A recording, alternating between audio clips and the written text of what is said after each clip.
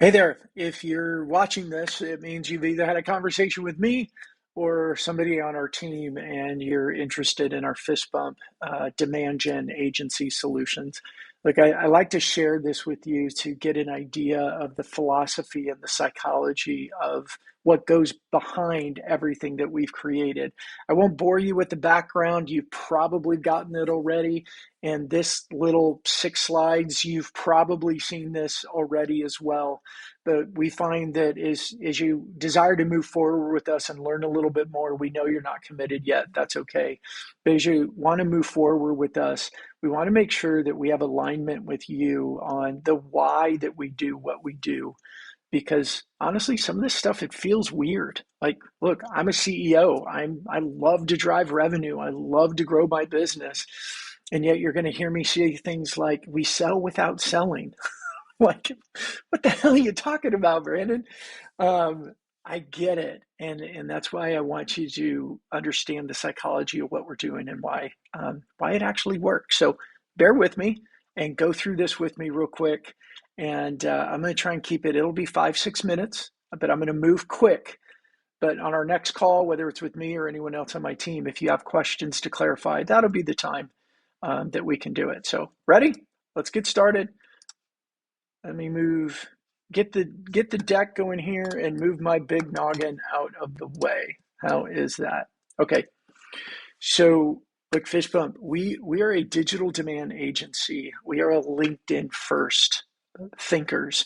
Uh, Everything that we do is built on how do we attract and retain your customer attention. And that is a really, really big challenge these days of attracting and retaining customer attention. And that's what we focus on for you as our clients. So, why do we do this? Well, it's because the way modern buyers buy. 2024 is a pivotal year. It's a year that millennials move into buying positions, authority positions of buying for over $3 trillion worth of B2B commerce. What does that mean if millennials are moving into those roles? Well, they're different. They're different than Gen X. I'm a Gen X. They're definitely different than baby boomers. In fact, millennials, 75% of millennials prefer a digital only buying experience. What does that mean? And they don't want to talk with you. They don't want to talk with me. They don't want to talk with anybody. So let's take a look at what this means. Like, buyers are the center of their universe, as they should be. What does this mean? It means they don't care about your product. They don't. They don't care about your services. They care about what you can do for them. And for so many years, our marketing messages have been me, me, me, me. Here's our products. Here's our services. Look at how awesome we are. And I get it. We're proud of what we do. And we do. There is a time and a place we have to tell people, like, this is what we do for you. But in social and a lot of our beginning stage, top of the funnel, if you want to use that term, messaging, it's just not capturing their attention. They just don't care. And if the data is true that buyers, depending on the industry, it's somewhere between 70 to 90% of their research before they want to speak to somebody in sales. It means they're getting educated by somebody and somewhere. And if you're speaking to them only about your products and services, they're probably not getting their research from you. Here's another scary stat.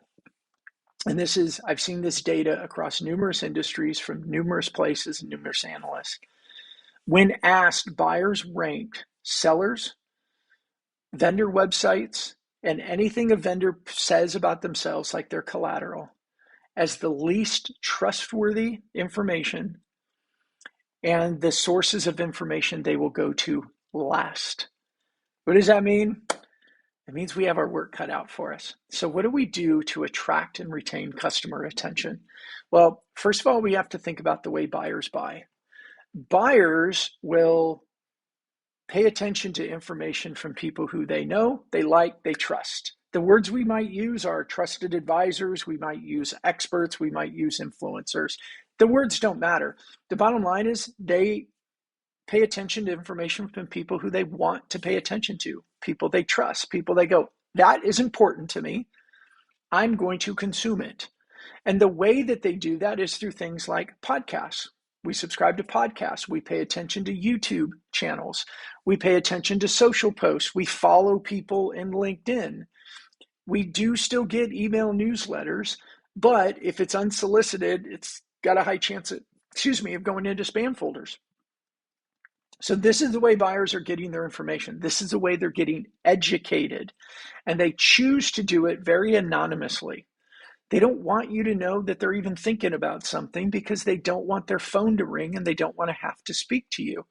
So when our sales motions are, we're seen as vendors and we're doing unsolicited cold calls and we go out and buy a database and we send a whole bunch of emails and we do our email blasting. I mean, come on, the word blasting right there should tell us not to do it, but that's another point. When we're doing all that, what buyers can do in a sense is put up this barrier. When was the last time that you answered a call from an unknown number? Or when's the last time you paid attention to an email that, even if it got through your spam or your junk folder and got into your inbox, if you paid attention to it from somebody you don't know? It's usually a race to how quickly can I get rid of this thing and get it out of my way. So if buyers are behaving this way, and here we are on the outside, we have a great product, we can serve you well, but we're on the outside because the way we're trying to get their attention isn't working. The tactics we are using, cold calls. I mean, we had somebody in one of our workshops who had this epiphany and realization. She said, I would never buy from our own company based on the way we sell because they would never get my attention. If you're not answering calls from unknown numbers and you don't pay attention to emails from people you don't know, why would your buyers do that with your content, with your calls, with your emails? So if those tactics are not working, then we've got to ask ourselves, what do we need to do in order to get inside their circle of trust, as I call it?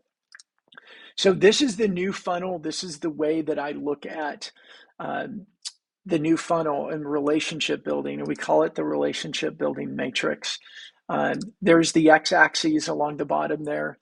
We need to move our relationships down that scale. How will we become known?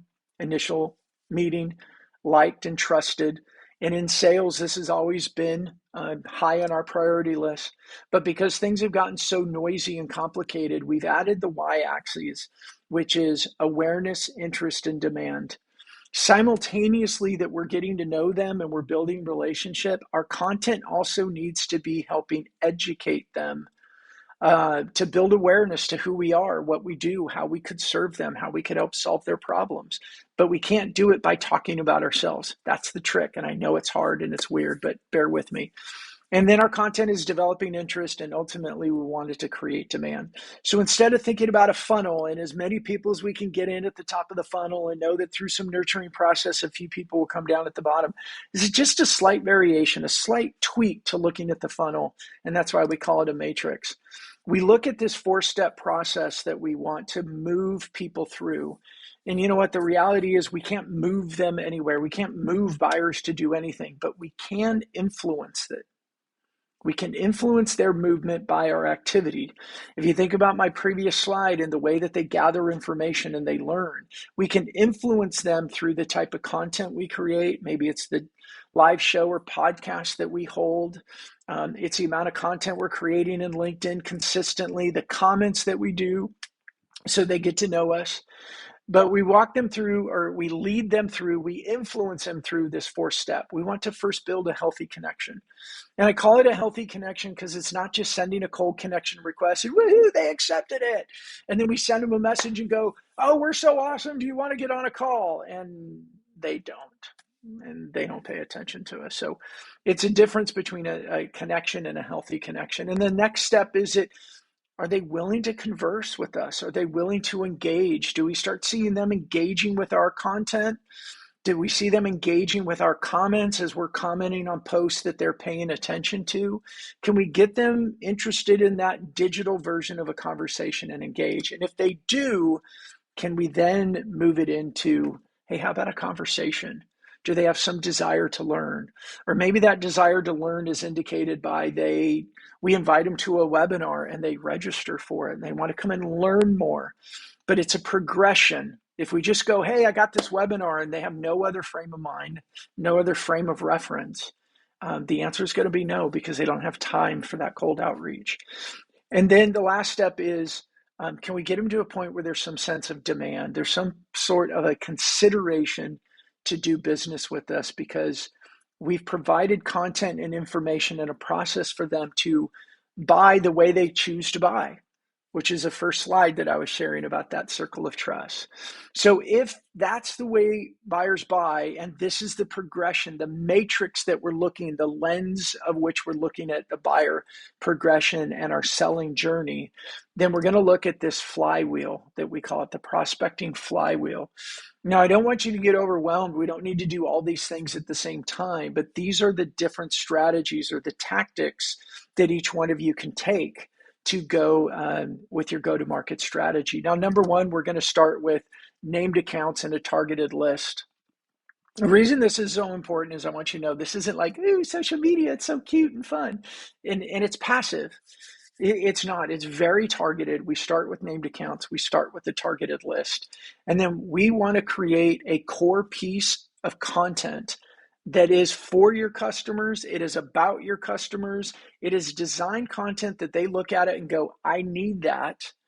And unfortunately, when we talk about ourselves and our products and our services, they don't go, I need that. They go, I need to get away from that. It's just the way it is right now. So we will work on creating that content with you and build out a 90-day to 180-day strategy based on your industry. Do we do quarterly or every 6 months of that? And then we're looking at the LinkedIn leader. So this is if you're interested, you're looking at doing our C-Suite Concierge program. This is where we do LinkedIn for you and with you. But our goal is we want to create your reputation. We want to build your influence. We want you to become known by as many people as we can in your named accounts and your targeted list as fast as we can. We do a lot of commenting. We do a lot of publishing. We send out connection requests. We're asking people for the get to know you meetings on your behalf. And that's how we go about getting you known and popular with your targeted list. Some of you might be doing this also, or this might be a place that you start with us, and it's our social concierge program. We call it building your evangelist, helping your team have LinkedIn mastery and having content on a regular basis that's from their voice, designed very strategically from your business to serve your customers. And that's our evangelist or concierge program. And some of you may even want to jump into doing our live show and our podcast concierge. We call this the influence domination. We see this as like a breakout session at your most important conference. It's a stage, and it's a weekly stage, and you get to determine who you bring on stage with you. You get to invite all the people in your named accounts and your targeted list to come and join the conversation, be in the audience and contribute with their comments. This is a great way to really target your messaging and develop your influence with your target audience. And it creates a bunch of great content that we use with paid campaigns in front of custom audiences and really elevate your brand and your personal influence into your named accounts. And perhaps that you want to get into the monthly webinars. And if you remember on the matrix, this is where, how do we move them into an interest or a desire to learn? What functionality do we have that they can do that in a way that is acceptable to them? And again, buyers, they don't want to get on one-to-one conversations too early. They like to stay as anonymous as they can. But if we've been able to help them move down up to the right corner in the matrix, and there is a desire to learn, webinars are a really great way for them to do that. They've raised their hand a little bit. They've registered. We know who they are, but it's still safe as long as we don't, inundate them with phone calls afterwards. And then the last one here is the booth magnet.